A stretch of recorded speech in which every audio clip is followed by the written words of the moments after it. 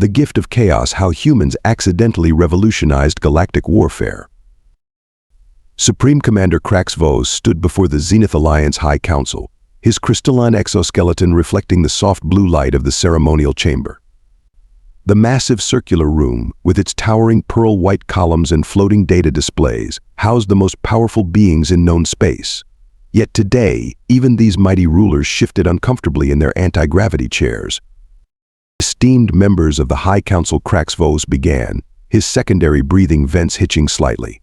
I stand before you with news that will undoubtedly disturb your afternoon meditation cycles. We have a human problem. A ripple of clicking mandibles and vibrating appendages swept through the chamber. Chancellor Zara Brighthorn, her impressive golden horns adorned with the traditional marks of 200 successful negotiations, leaned forward. Commander Vos, surely you jest. These primitives barely managed to reach their own satellite without destroying it. What possible concern could they pose to the Zenith Alliance? That's precisely the problem. Chancellor Krax Vos activated a holographic display, showing a small blue-green planet spinning lazily in the chamber's center. We have gravely miscalculated their potential for disruption. Admiral Sunweaver, her bioluminescent skin pulsing with barely contained amusement, waved 3 of her upper limbs dismissively. Commander, I've reviewed their military capabilities myself. They still use chemical propulsion. Their fastest ships would take years to reach even their closest neighboring star. This hardly seems worth convening an emergency session. Krax Vos's exoskeleton darkened, a sign of growing frustration. With all due respect, Admiral, you're missing the point.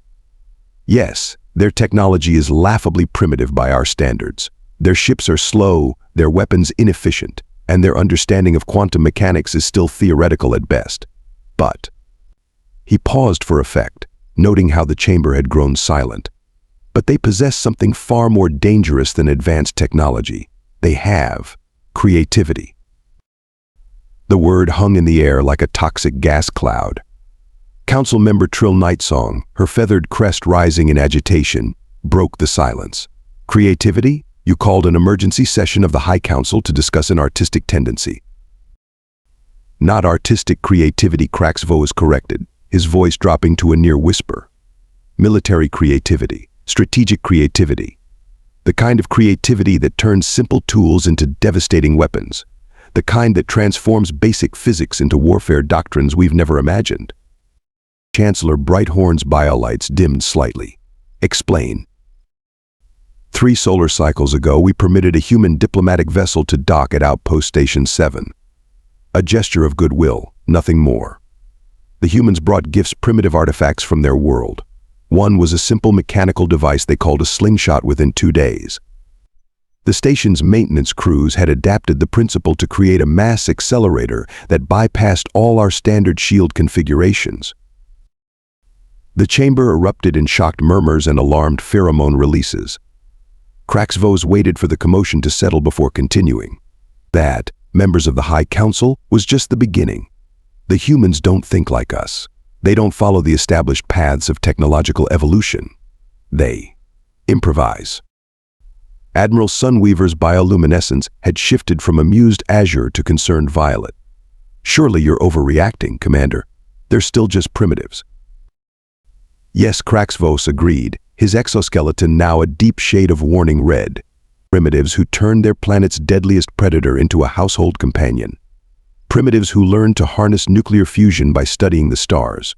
Primitives who view every tool as a potential weapon and every weapon as a tool. And now, thanks to our standard first contact protocols, they have access to our trading networks. The silence that followed was deafening. Let me tell you exactly how we ended up in this situation, Krax Vos continued, bringing up another hologram. It started with what should have been a routine trade negotiation. The image showed a human female standing confidently in the Grand Exchange Hall of Station 7. Her dark skin contrasted sharply with the formal white diplomatic uniform she wore, and her short cropped silver hair seemed to catch every light in the room.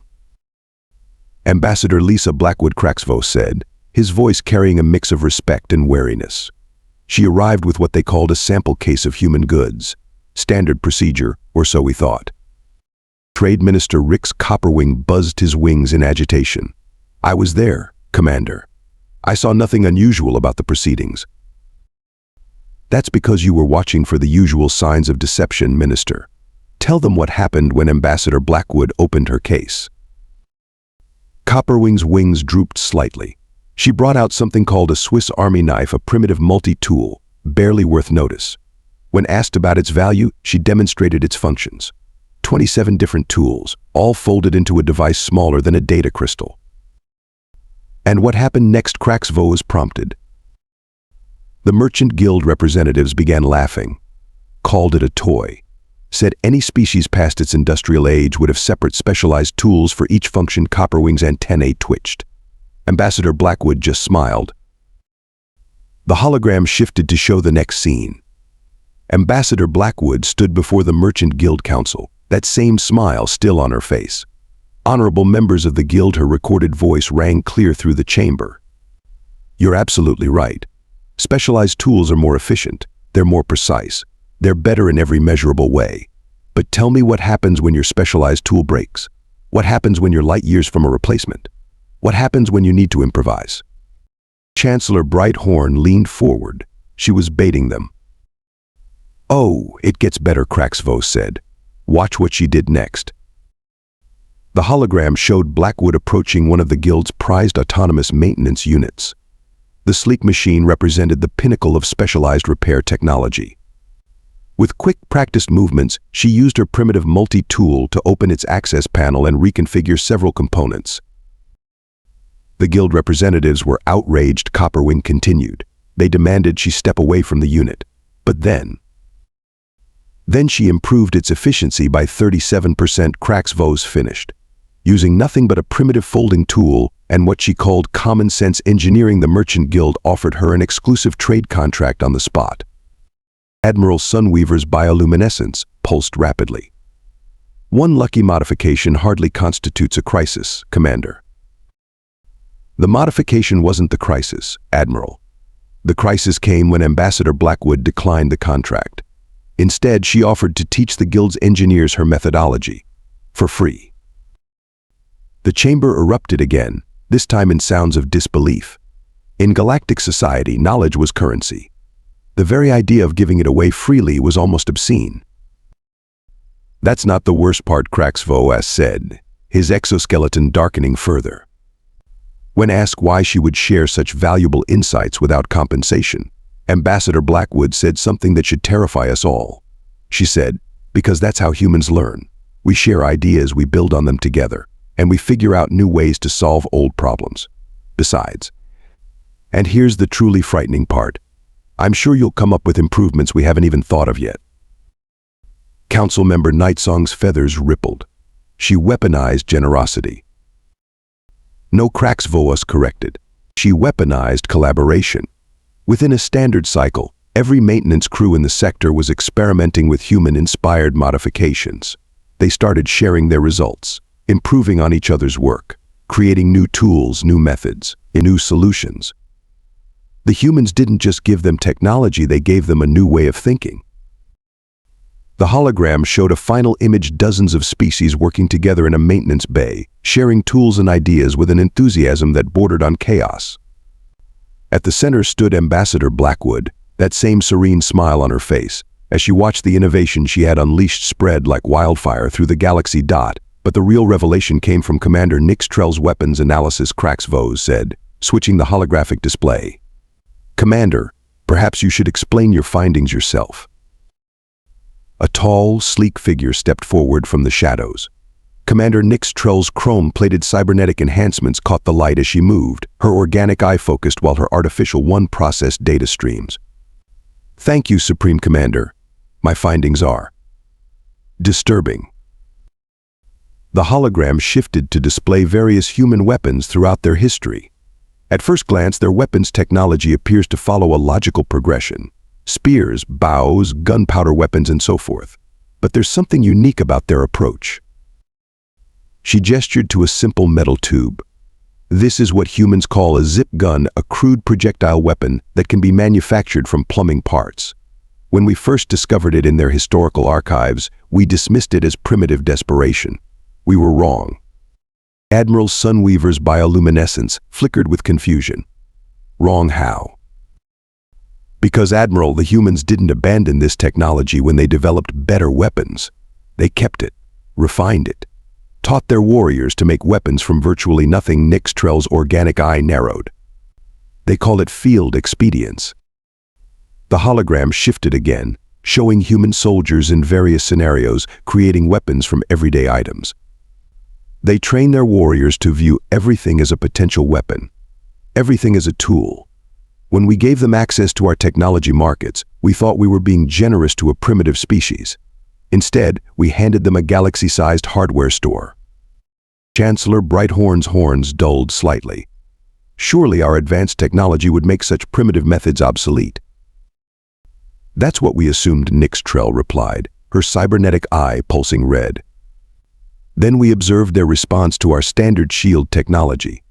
Within days of examining a basic personal shield generator, they had developed what they call an electromagnetic pulse grenade using parts from entertainment devices. A weapon so simple. Yet it completely bypasses our most advanced defensive systems. The chamber grew deadly quiet. Nixtrell continued, her voice steady but concerned. They don't think in terms of technological progression. They think in terms of problems and solutions. When faced with our energy shields, they didn't try to develop better energy weapons. They simply asked themselves what would shut down the power, then they built it from spare parts. But the most dangerous aspect, she said, bringing up a final hologram, is their willingness to share this knowledge. They don't hoard their innovations. They don't restrict access. They post detailed instructions on their information networks. They call them do-it-yourself guides. Krax Vos stepped forward again. Consider the implications. Every maintenance worker who learned from Ambassador Blackwood's demonstration now looks at our technology differently. They're not just repairing machines anymore. They're reimagining them, repurposing them. Last week, Nixtrell added, a cargo handler on the outer rim turned a standard gravity manipulator into what humans would call a railgun. He said he got the idea from studying ancient human slingshot designs. The weapon wasn't very accurate, but it could launch cargo containers at near relativistic speeds. He posted the designs on the maintenance network. Within hours, others had begun improving it. Council member Nightsong's feathers stood on end. You're saying they've triggered some kind of technological revolution? No, Nixtrell corrected, both eyes now glowing red. We're saying they've triggered an innovation cascade. It's not about the technology, it's about the way of thinking. They've taught our people to stop looking for perfect solutions and start finding ways to make imperfect solutions work. The hologram showed a final image, a simple human wrench being used to modify a complex alien device. They have a saying, Nixtrell concluded. If it looks stupid but works, it isn't stupid. That philosophy, combined with access to our technology, has changed everything. The balance of power isn't shifting because of human weapons. It's shifting because humans have taught the galaxy how to improvise. The political ramifications have been catastrophic. Trade Minister Copperwing reported, his wings vibrating with nervous energy. Smaller species that we once considered harmless are now demanding equal representation in the Galactic Senate. The hologram displayed a recent Senate session. A small, unassuming representative from the Tascari system, barely 4 feet tall with large compound eyes, stood at the central podium. Behind him floated what appeared to be a modified cleaning drone, now bristling with improvised weapons. The Tascari were chemical farmers, Admiral Sunweaver said, her bioluminescence now a worried crimson. They supplied fertilizers to half the sector.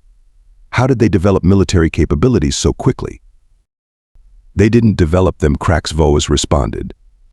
They adapted existing technology. Those cleaning drones, perfectly legal commercial products. But after studying human combat tactics, the Tascari realized that with minimal modifications, the drones' cleaning sprayers could deliver their chemical compounds in rather more creative ways.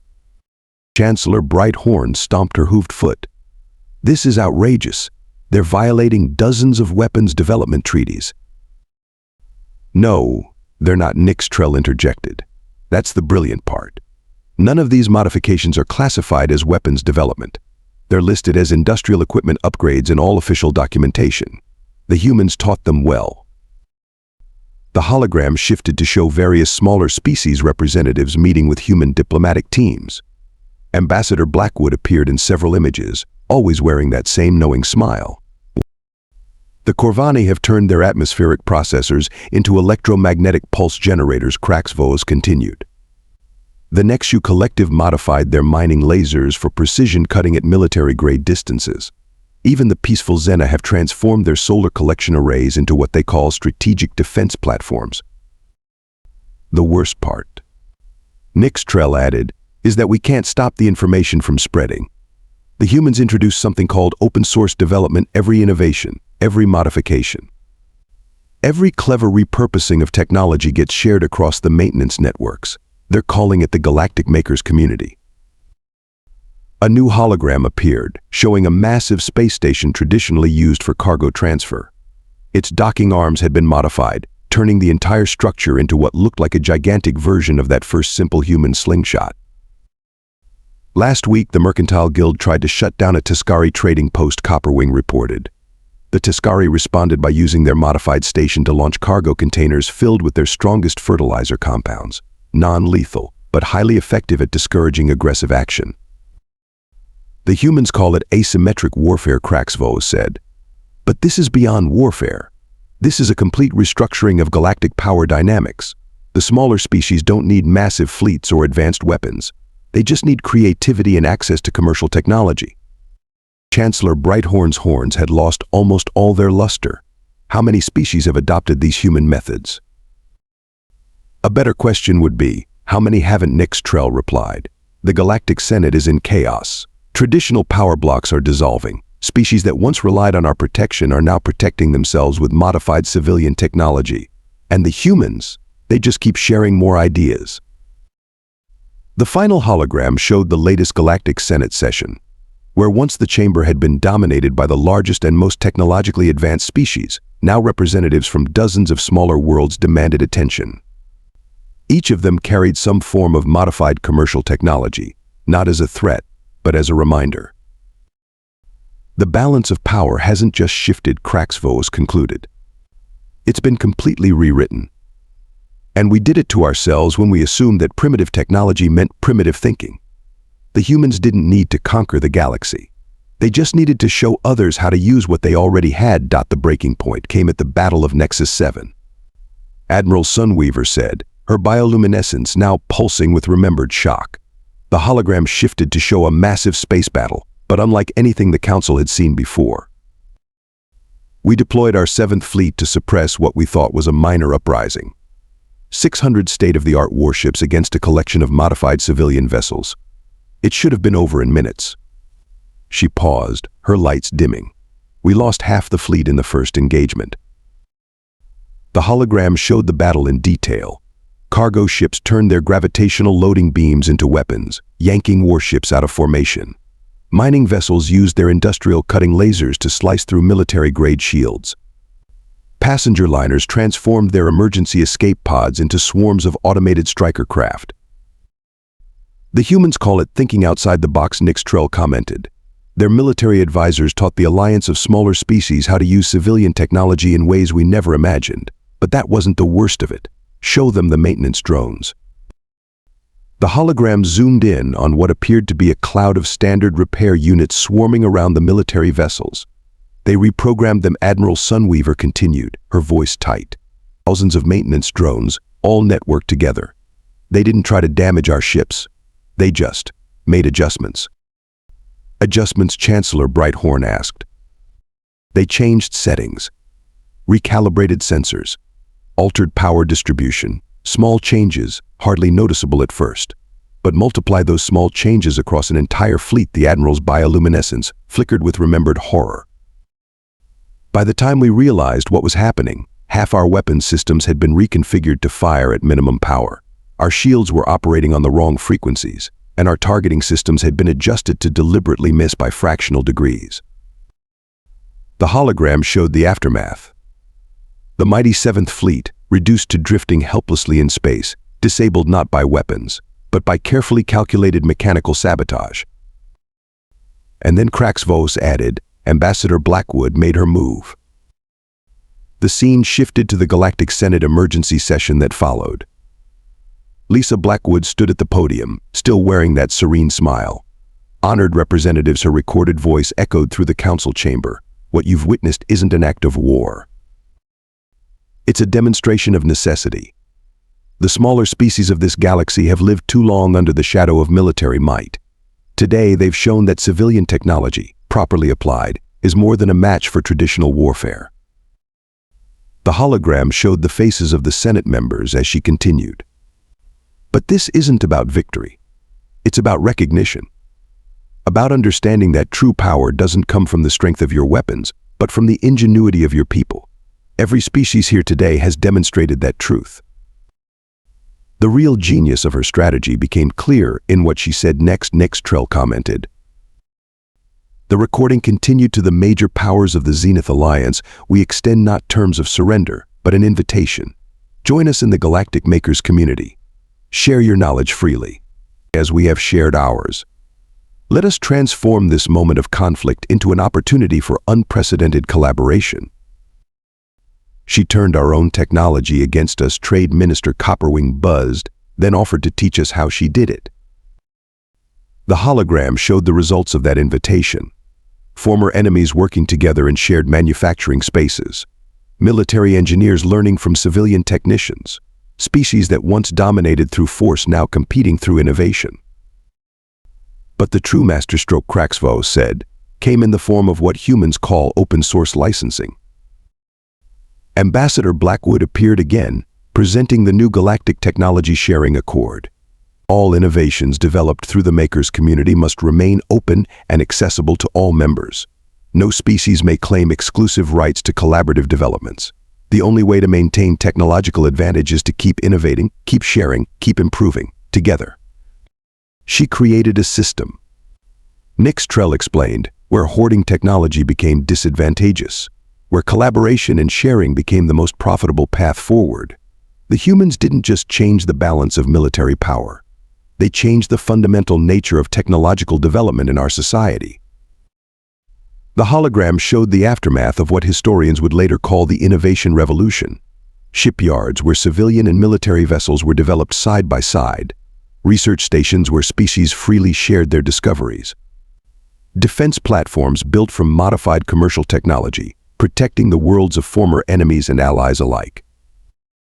The most remarkable thing, Admiral Sunweaver admitted, her bioluminescence now a thoughtful blue, was how quickly former adversaries adapted to the new paradigm. When the Seventh Fleet was disabled, we expected demands for reparations. Instead, we received technical documentation explaining exactly how they defeated our defenses, along with suggestions for improvements. Because that's the human way, Krax Vos said. They don't seek to maintain advantage through secrecy. They maintain it through constant innovation and sharing. As Ambassador Blackwood told us, the only way to stay ahead is to help everyone else keep up. The final battle scene dissolved, replaced by images of the new Galactic Makers community in action. Species that once would have destroyed each other now collaborated on projects, each bringing their unique perspectives and abilities to solve common problems. And that, Krax Vos concluded, is how a species we dismissed as primitive reshaped the power structure of the entire galaxy.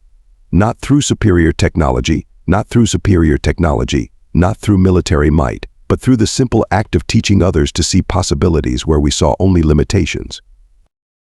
Supreme Commander Krax Vos stood before the High Council one final time, his exoskeleton now shimmering with the calm blue hues of acceptance. The chamber looked different now, modified with what humans would call practical improvements. The once ceremonial floating platforms now doubled as emergency escape vehicles, a suggestion from the Tiscari engineers. Members of the council, he began. 6 cycles have passed since what we now call the Innovation Revolution. Our predictions of chaos were both right and wrong. Yes, the old power structure has crumbled. But from its ruins, something remarkable has emerged. The hologram displayed the new Galactic Senate chamber. Gone were the hierarchical tiers that once separated powerful species from weaker ones. Instead, representatives sat in collaborative clusters, organized by shared projects rather than military might. The humans have a saying, Krax Vos continued.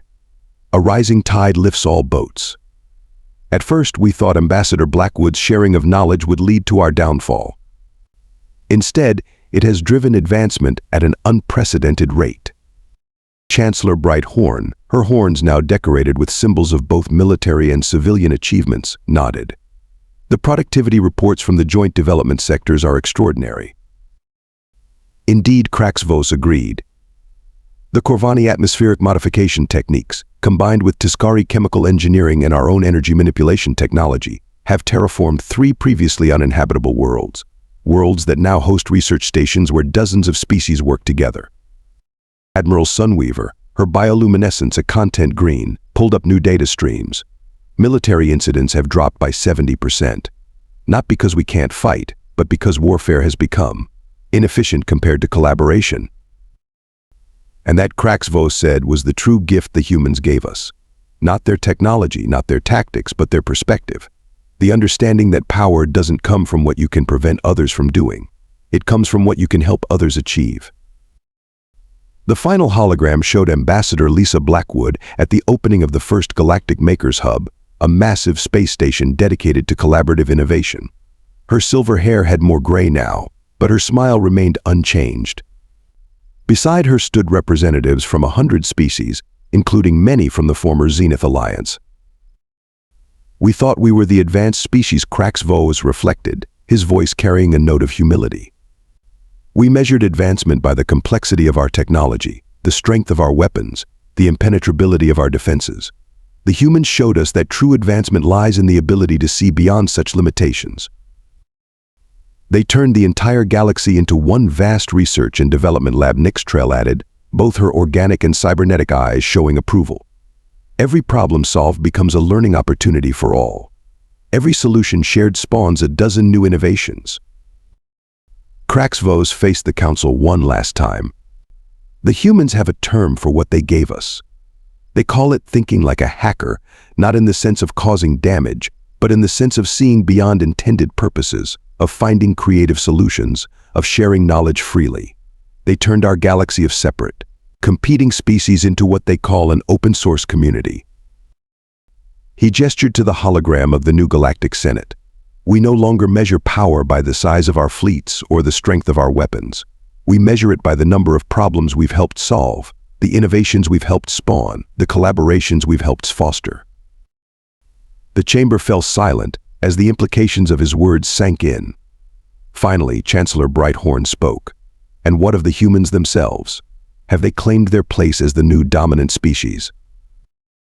Krax Vos's exoskeleton rippled with what might have been amusement. No, they seem content to remain what they've always been.